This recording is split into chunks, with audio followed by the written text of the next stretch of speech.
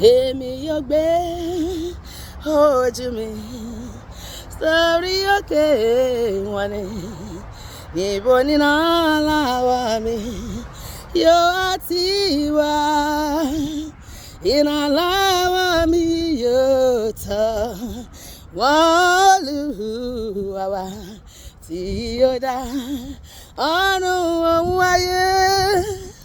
Ìrànlọ́wọ́ mi látọ̀dọ̀ rẹ ní níbo ni ìrànlọ́wọ́ tẹ̀ ti wá. Ọba tó dárun ayé ràn mí lọ́wọ́, Olúwa ràn mí lọ́wọ́. Òun kì yóò jẹ́ kí ẹsẹ̀ mi kó yẹ̀, ẹni tí ń pa mí mọ́ kì í tòrò gbé, bẹ́ẹ̀ ni kì í sùn rárá o. Ìrànlọ́wọ́ mi látọ̀dọ̀ rẹ ni, ọba tó dá ọ̀run ayé. Ìwọ náà máa kọ ràn mí lọ́wọ́ Olúwa ràn mí lọ́wọ́. Ó ní onísàmù sọ ní Psalm 121, ó ní èmi yóò gbé ojú mi sí orí òkè wọn ni ibo ni ìrànlọ́wọ́ mi ti wá. Ìrànlọ́wọ́ mi ti wá Olúwa, ẹni tí ó dá ọ̀run ayé, òun kì yóò jẹ́ kí ẹsẹ̀ mi kí ó yẹ̀, ẹni tí ń pa Ísírẹ́lì mọ́ kì í tòrò gbé, bẹ́ẹ̀ ni kì í sùn, ẹni tí ń pa mí mọ́ kì í tòrò bẹ́ẹ̀ ni kì í sùn. Ó ní Olúwa ni olùpamọ́ mi, Olúwa ni òjìji mi ní ọwọ́ ọ̀tún mi, òrùn kì yóò pa mí ní ìgbà ọ̀sán. Ìwọ tó ń wò mí, òrùn kì yóò pa ní ìgbà ọ̀sán. Àwọn ọmọ wa, àwọn ọkọ wa, àwọn ẹbí àtàrà wa, òrùn kì yóò pa wá ní ìgbà ọ̀sán, bẹ́ẹ̀ ni òṣùpá ní ìgbà òru. Ó ní Olúwa yóò pa wá mọ́ ní kúrò nínú ibi gbogbo. Olúwa yóò pa àlọ àti àbọ̀ wa mọ́ láti ìgbà yìí lọ àti tí láéláé. Lórúkọ Jésù sọ pé Olúwa mo dúpẹ́ lọ́wọ́ rẹ, ó mú mi rí oṣù kẹjà, òpin oṣù kẹta ọdún 2025. Mo dúpẹ́ pé ó tẹ̀síwájú pẹ̀lú mi nínú oṣù April. Ó ràn mí lọ́wọ́ níbi tí mo orúkọ eré sí àti ibi tí mi orúkọ eré sí, wọ́n fi wá mi rí. Ó ràn àwọn áńgẹ́lì sí mi láti gbére mi wá fún mi. Àwọn áńgẹ́lì bí èèyàn, àwọn èèyàn bí áńgẹ́lì, wọ́n fi ìrànlọ́wọ́ wá mi rí, wọ́n gbére mi lé mi lọ́wọ́, wọ́n fi mi lé mi lọ́wọ́. Sọ pé Olúwa, gbogbo ibi tí mo bá dojú kọ báyìí, ọ̀nà kó máa là fún mi. Gbogbo tí bá mórílé, ọ̀nà kó máa là fún mi. Gbogbo tí bá dáwọ́lé, Ọlọ́run jẹ́ kó máa yọrí sí rere.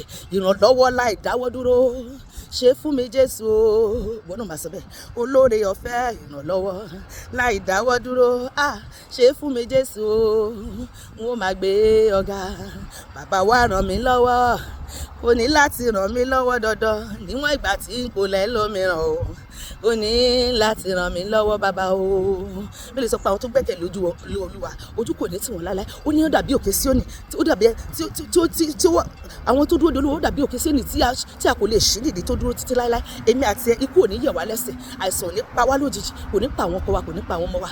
Àwọn ẹni bí ayé ò ní rí wa gbé sórí wa nígbàbọ̀dé. Ẹnikẹ́ni tó bá fẹ́ kí ibi ṣẹlẹ̀ sí wa, ibi máa ṣẹlẹ̀ sí wọn. Gbogbo èrò búburú tó ń ṣètò fún ayé wa, ó máa yí dàlé wọn lórí. Wọ́n máa fi ọwọ́ ara wọn ṣera wọn lórí ọ̀rọ̀ wa. Èmi àti rẹ, ìbùkún ni tiwa, ire ni tiwa. Nígbà tá a bá wọlé, nígbà tá a bá jáde, àlàáfíà ni tiwa, ìfọ̀kànbalẹ̀ ni tiwa, ayọ̀ ni tọmọ Ọlọ́run, ayọ̀ ni tèmi àti ẹ. Ire yóò wá wa rí nínú ọ̀sẹ̀ tuntun yìí, ayọ̀ yóò ṣọ̀gangan wa. Ohun rere gbogbo tá à ń fẹ́ yóò tẹ̀ wá lọ́wọ́. A ó rojú rere Ọlọ́run, a ó rojú rere ènìyàn, a ó rí àánú àti ìrànlọ́wọ́ gbà lọ́dọ̀ Ọlọ́run àti ènìyàn gbogbo. Gbogbo ẹnikẹ́ni bá dẹran kó nítorí wa kò ní dé èèyàn padà. Gbogbo ẹnikẹ́ni tó bá ń sáré kiri nítorí wa, wọ́n sáré kú ni lórúkọ Jésù. Gbogbo ẹni bá tafà sí wa, ọfà náà padà lọ pa wọ́n bàdàn. Wọ́n máa fi ọwọ́ ara wọn ṣera wọn ni. Àwọn ọ̀tá wa máa bẹ̀rẹ̀ sí ní ṣìṣe.